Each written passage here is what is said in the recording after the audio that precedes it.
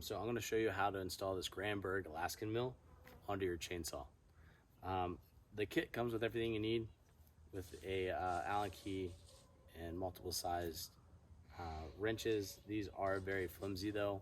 I'm going to show you how to use it using the materials that was given in the kit, as well as these fancy gloves that are relatively cheap, but they'll do the work.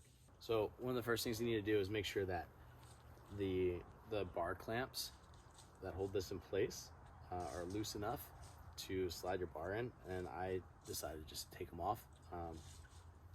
And so I'll mount this end first up against this frame of the chainsaw, and then we'll move this back brace in. So this is a 22-inch, so I'm only going to get like 20 inches of cut, which is not that great, but luckily most of the stuff out here I'm milling is not that wide.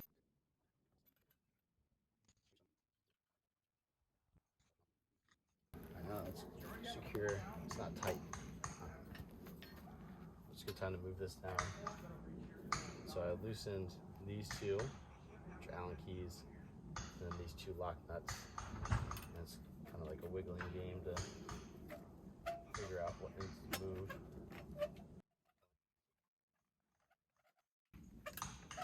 You need it to go onto the bar far enough that it doesn't touch the chain.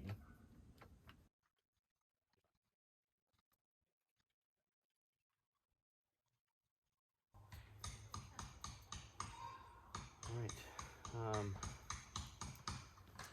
Now we should move the assist handle more center line. And I'm sure I'll move this as I get more use out of it, and get comfortable figuring out what I'm doing.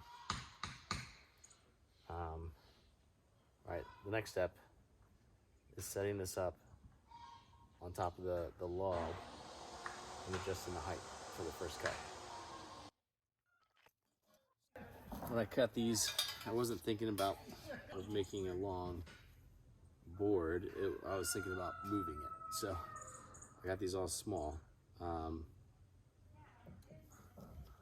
I'm just going to deal with it. So we should put it at probably 3 inches to start. And those adjustments are just right here. And then there's a scale on each one of these bars to tell you where you're at.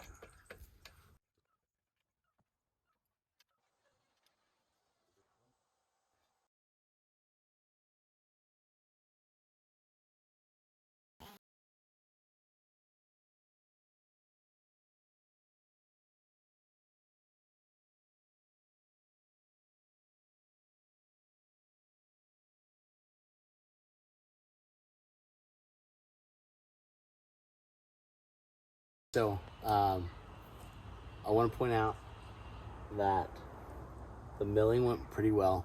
I had a lot of learning to do.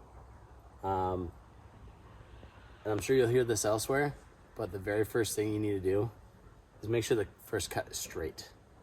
I was just laying this on top. I was just laying that on top of the log.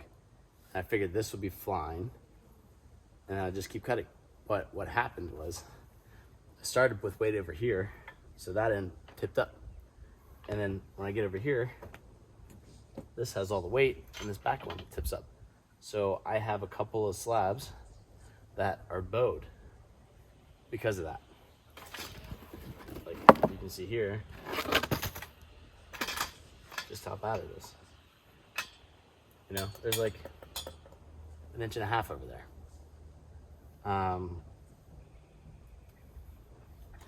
Let's see. So read your instructions, right? This needs to be 1 inch away from the power head. Like basically butted up against this. So you don't actually need to take off the dog. For back here, I tried to get this brace as far to this tip as I could, but what was happening was I was pinching the gear that's here, and then the chain would move. So yeah, when chain doesn't move, then you don't cut it.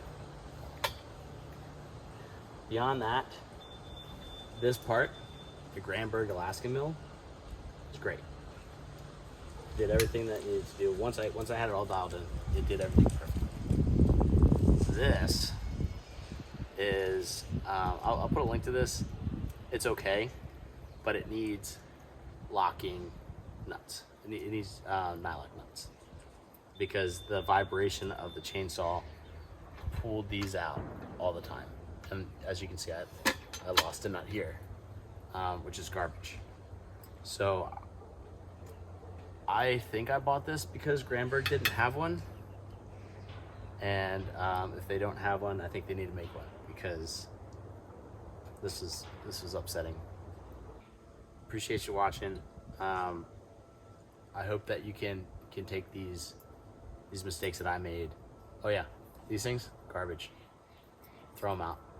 You know, immediately replace these with a real wrench. All right, hey, if you got any questions, leave them in the comments.